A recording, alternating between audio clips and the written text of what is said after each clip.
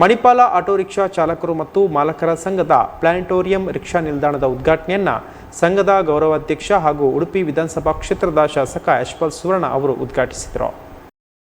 ಮಣಿಪಾಲದ planetarium ಬಳಿ rickshaw ನಿಲ್ದಾಣವನ್ನು ನಿರ್ಮಿಸಲಾಗಿದ್ದು, ಇದರ ಉದ್ಘಾಟನೆಯನ್ನು ಉಡುಪಿ ವಿಧಾನಸಭಾ ಕ್ಷೇತ್ರದ ಶಾಸಕ ಯಶ್ಪಾಲ್ ಸುವರ್ಣ ಅವರು ನೆರವೇರಿಸಿದರು.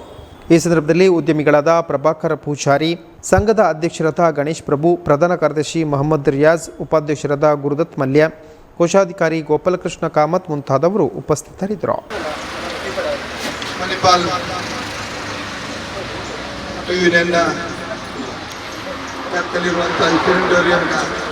ರಿಕ್ಷಾ ನಿಲ್ದಾಣದ ಮೇಲ್ಛಾವಣಿಯ ಲೋಕಾರ್ಪಣೆ ಸಮಾರಂಭದ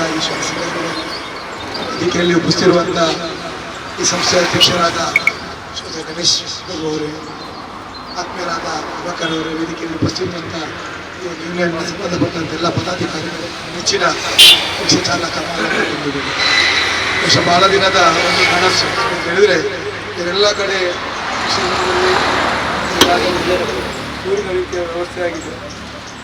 ನಮ್ಮಲ್ಲಿ ಒಂದು ಕೊರತೆ ಉಂಟು, ಅದನ್ನು ಮಾಡಬೇಕು. ಆದರೆ ದೇವರೊಂದು ಪರೀಕ್ಷೆ, ಯಾವ ರೀತಿ ಯಾವ ಸಂದರ್ಭದಲ್ಲಿ ಯಾರ ನಂತರ ಕೈಯಲ್ಲಿ ಆಗಬೇಕು ಅದಾಗಬೇಕು. ಸ್ವಲ್ಪ ವಿಳಂಬ ಆದಷ್ಟು ನಮಗೆ ಸತ್ಯತೆಗಳು ಹೊರಗೆ ಬರೋದು ಜಾಸ್ತಿ. ಬಹಳಷ್ಟು ಜನ ಅಡಚಣೆ ಮಾಡಿದ್ರು ಕೂಡ ಇವತ್ತು ನಮ್ಮ ಸಂಘಟನೆಯ ಒಂದು ಒಗ್ಗಟ್ಟಿನ ಒಂದು ಫಲ ಇವತ್ತು ನಮಗೆ ದೊರೆತಿದೆ ಅಂತ ಹೇಳಲಿಕ್ಕೆ ನಾನು ತುಂಬ ಸಂತೋಷ. ಖಂಡಿತವಾಗಿಯೂ ಮಣಿಪಾಲದ ಆಟೋ ಚಾಲಕರು ಬಹಳ ಶ್ರಮಜೀವಿಗಳು. ದಿನನಿತ್ಯದ ಜೀವನದಲ್ಲಿ ನನ್ನ ಈ ಬದುಕಿನ ಜೊತೆಗೆ ಸಮಾಜ ಸೇವೆಯಲ್ಲಿ ಕೂಡ ತೊಡಗಿಕೊಂಡರು.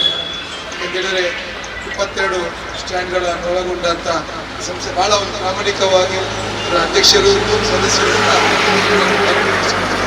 ನಿರಂತರವಾಗಿ ಜನರ ಸಮಸ್ಯೆ, ಚಾಲಕ ಸಮಸ್ಯೆ ಬಗ್ಗೆ ಕೂಡ ಅಧ್ಯಕ್ಷರು ದಿನನಿತ್ಯದ ನನ್ನ ಬಿಡುವಿನ ಸಂದರ್ಭದಲ್ಲಿ ಕೂಡ ಕರೆ ಮಾಡಿ ಅವರ ಸಮಸ್ಯೆಗಳನ್ನು ನಮ್ಮ ಹತ್ರ ಸೇರಿಸಿಕೊಂಡು ಅದಕ್ಕೆ ಪರಿಹಾರ ಕಂಡುಹಿಡುಕುವಂಥ ಕೆಲಸ ಮಾಡ್ತದ್ದು ಖಂಡಿತವಾಗಿ ಒಬ್ಬ ಅಧ್ಯಕ್ಷರಾಗಿ ಆ ಸಂಸ್ಥೆಗೆ ಮಾಡುವಂಥ ಇದರಿಂದಾಗಿ ಖಂಡಿತವಾಗಿ ಶಾಸಕರ ಕಾರ್ಯಕ್ರಮದಲ್ಲಿ ಭಾಗವಹಿಸುವುದು ಬಹಳ ಸಂತೋಷ ಆಗ್ತದೆ. ಖಂಡಿತವಾಗಿ